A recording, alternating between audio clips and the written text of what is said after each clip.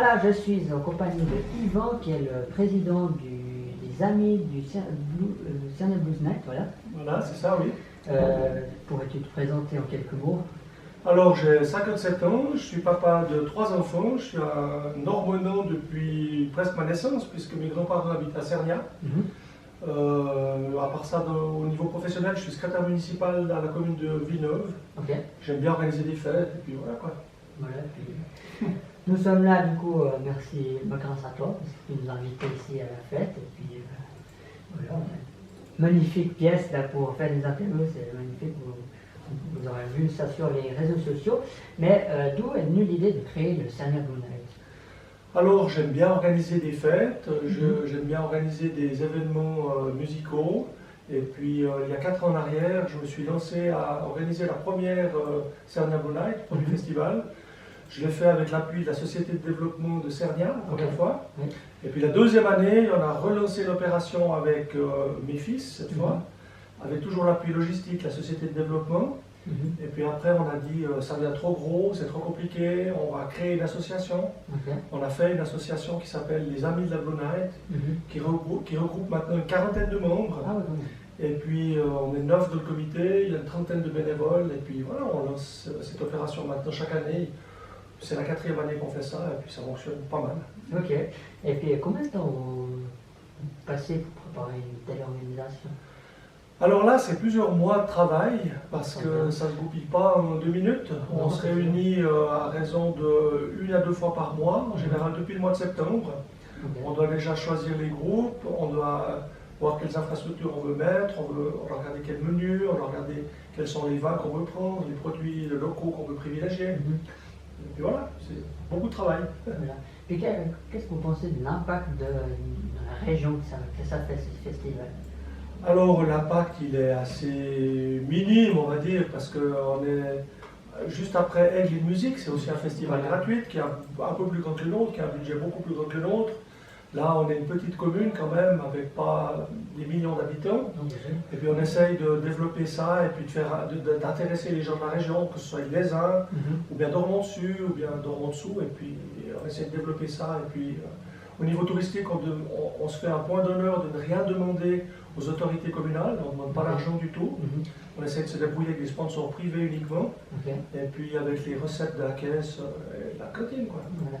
Et puis je pense que la manifestation n'était pas faisable sans bénévoles, du coup vous en avez. Mais... Alors oui, on a beaucoup de bénévoles, on a des bénévoles fidèles. J'ai la chance d'avoir déjà mes 3 enfants qui sont bénévoles chaque année. Après, ils ont beaucoup de cousins et cousines qui sont aussi bénévoles, qui sont aussi de la région, que ce soit du CEPED, des OUET ou des gens de la région. Puis après, j'ai des amis qui viennent de beaucoup plus loin, parce qu'il y a des gens qui viennent depuis Apple, depuis Lausanne, depuis un petit peu toute la Riviera, des gens qui viennent comme bénévoles chaque année. Le lieu qui nous héberge, en fait, c'est la chambre d'hôte Tivoli. Et puis cette chambre d'hôte, elle est complètement pleine de bénévoles durant ce week-end-là. Elle est fermée pour le public. D'ailleurs, c'est là où on se trouve maintenant notre studio. Avec gros plaisir. On a la chance d'avoir des magnifiques petits coins interview qui est vraiment magique. C'est bien. Et, je pense que l'événement, la 5e édition, aura lieu l'année prochaine. Alors j'espère que ça aura lieu l'année prochaine. Ça dépend de beaucoup de choses. Ça dépend du caissier. Si les comptes sont toujours bleus ou bien s'ils commencent à passer au rose ou au rouge, parce qu'on n'a pas de mécène magique qui va nous mettre des dizaines de milliers de francs si on perd de l'argent. Alors si les gens sont intéressés, il faut qu'ils viennent, qu'ils participent, qu'ils viennent à cette fête, ce qui nous permet d'offrir à la population de la région de la musique pendant 2 jours, de la musique gratuitement, avec plusieurs groupes divers, et puis c'est vraiment sympa, je trouve, comme idée. Voilà.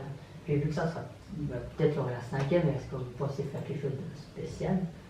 Alors, on va déjà finir celle-là. Oui, je pense aussi. On va finir cette manifestation-là, et puis on verra la 5e peut-être l'année prochaine.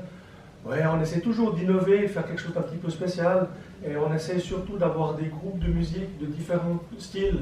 Hier soir, on avait de la musique klezmer, par exemple. C'est de la musique d'origine balkanique, un petit peu juive, ashkénaze. Ça ne dit rien à personne que je dis ça, mais si je parle de Rabbi Jacob, Louis de Funès qui danse, ça parle à tout le monde. Et puis les gens se disent, ah ouais, cette musique-là, c'est très entraînant et tout. Et c'était effectivement ça hier soir, la musique très très entraînante, qui a fait plaisir à la centaine de participants qui étaient là. Ouais. Puis hier soir, bah, du coup, c'était le repas-concert, si je ne me trompe pas. Tout à fait. Il y a eu pas mal de monde. Enfin, On avait une centaine de personnes, on a eu la Ok. chance d'avoir les autorités locales qui nous font l'amitié de venir réserver une table, on ne leur demande pas d'argent, donc eux ils jouent le jeu de s'inscrire et puis de faire une table Voilà. ou une table et demie comme ça. Mhm. On avait quelques municipaux également d'autres communes, d'Aigle et puis de Villeneuve, voilà, parce que bon, vu que je travaille un petit peu dans la politique, Voilà. ça ouvre des portes et puis C'est ça ça. crée des liens.